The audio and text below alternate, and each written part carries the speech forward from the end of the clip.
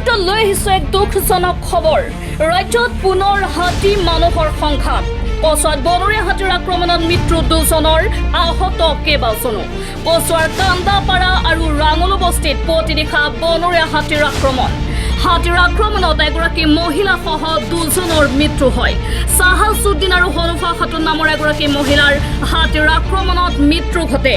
ঘৰৰ ভিতৰৰ পৰা টানি আনি হনুফা খাতুন নামৰ মহিলাগৰাকীক আক্ৰমণ কৰে হাতীয়ে। উৰেনিশা অঞ্চলটোত বনৰীয়া হাতীয়ে চলাই উপদ্ৰৱ। এই ঘটনাত দুগৰাকীৰ মৃত্যু হোৱাৰ উপৰিও আন কেইবাগৰাকীও লোক গুৰুতৰভাৱে আহত হয় বুলি জানিব পৰা গৈছে। লৈ আহিছে এই মুহূৰ্তৰ এক ডাঙৰ খবৰ। এক শোকাবহ ঘটনা সংঘটিত হৈছে। ৰাজ্যত পুনৰ হাতী মানুহৰ সংঘাত। কচুৱাত বনৰীয়া হাতীৰ আক্ৰমণত মৃত্যু হ'ল 2জনৰ আৰু আহত হৈছে কেইবাগৰাকী লোকৰ। কচুৱাৰ কান্দাপাৰা আৰু ৰাঙলী বস্তিত প্ৰতিনিশা বনৰীয়া হাতীয়ে চলাই আক্ৰমণ আৰু হাতীৰ আক্ৰমণত এগৰাকী মহিলা সহ 2জনৰ মৃত্যু ঘটিছে। চাহাজুদ্দিন আৰু হনুফা খাতুন নামৰ এগৰাকী মহিলাৰ হাতীৰ আক্ৰমণত কৰুণভাৱে মৃত্যু ঘটে। ঘৰৰ ভিতৰৰ পৰা টানি আনি হনুফা খাতুন নামৰ মহিলাগৰাকীক আক্ৰমণ কৰে হাতীয়ে আৰু উৰেনিশা অঞ্চলটোত বনৰীয়া হাতীয়ে চলাই উপদ্ৰৱ। লৈ আহিছে মুহূৰ্তৰ এক দুখজনক ঘটনা। কচুৱাত বনৰীয়া হাতীৰ আক্ৰমণত মৃত্যু হৈছে 2জনকৈ লোকৰ। নগাঁও জিলাৰ কামপুৰ বনাঞ্চলিক বিষয়া কাৰ্যালয়ৰ অন্তৰ্গত কচুৱাৰ কান্দাপাৰা আৰু ৰাঙলু বস্তিত প্ৰতিনিশা বনৰীয়া হাতীৰ আক্ৰমণ। চাহাজুদ্দিন আৰু হনুফা খাতুন নামৰ এগৰাকী মহিলাৰ হাতীৰ আক্ৰমণত কৰুণভাৱে মৃত্যু ঘটিছে। ঘৰৰ ভিতৰৰ পৰা টানি আনি হনুফা খাতুন নামৰ মহিলাগৰাকীক আক্ৰমণ কৰি নিহত কৰে বুলি জানিবলৈ দিছে পৰিয়ালৰ লোকে। উৰেনিশা অঞ্চলটোত বনৰীয়া হাতীৰ চাকে উপদ্ৰৱ চলোৱা বুলি স্থানীয় ৰাইজে জানিবলৈ দিয়ে। দুগৰাকীৰ মৃত্যু হোৱাৰ উপৰিও আন কেইবাগৰাকীও লোক গুৰুতৰভাৱে আহত হৈছে। আমি এই মুহূৰ্তত সমদৃষ্টাংশ লৈ আহিছো।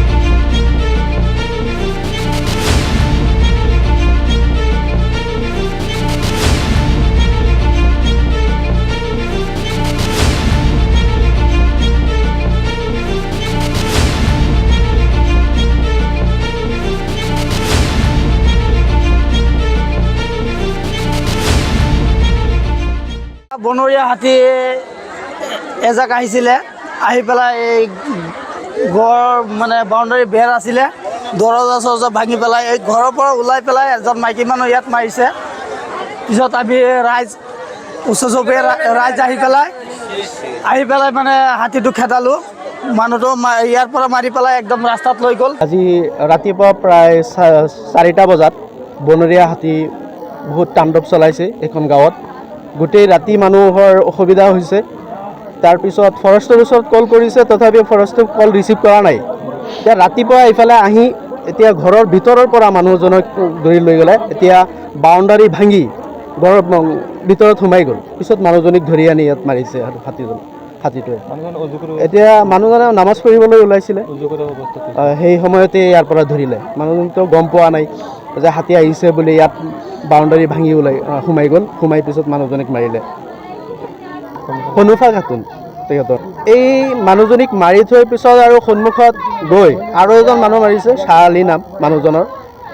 তেখেতকো মাৰিছে। এই হাতীৰ জাক আহিছিল, প্ৰায় 30-35টা হাতী আহিছিল। হৈছে আৰু এজন এতিয়া চিভিলত আছে, তেখেতক তৎক্ষণাত লৈ গ'ল।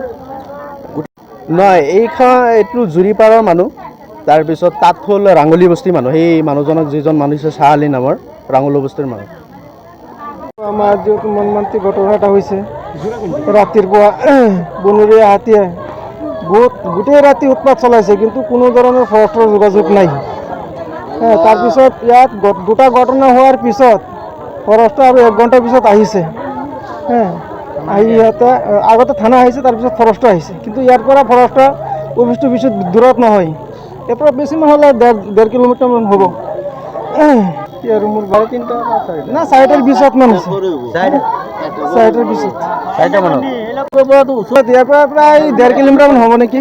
আপোনালোকে খবৰ কৰিছিলে নে নাই? খবৰটো গোটেই ৰাতিটো মানুহ হুলস্থুল কৰি আছে। খবৰটো নাই। 4টা বজাত মানে কি ইয়াত 4টা ৰাতি আহিছিলে, আহি ইয়াত মানে মানুহে 3জন মানুহ আছিলে, 2জন মানুহ পোৱা নাই আৰু এজন মানুহ পাইছে ইয়াত পাৰাই তাৰপিছতো মাৰি দিলে ইয়াত। মানে আমি পঢ়া শুনাৰ মানুহক খবৰ দিছোঁ বা হোমগাৰ্ডক খবৰ দিছোঁ, কোনোবা মানুহ অহা নাই। আমি নিজে ফোন কৰিছোঁ, এজন মানুহ অহা নাই, ফৰেষ্টাৰৰ মানুহ এজনো অহা নাই, এজনৰ মৃত্যু হৈছে ইয়াত 4জন।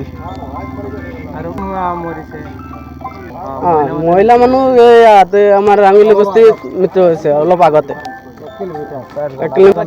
আগতে আৰু 2জন মানে আঘাত পাইছে আৰু ঘৰ বাৰী ভাঙি দিলে তাত গৈ।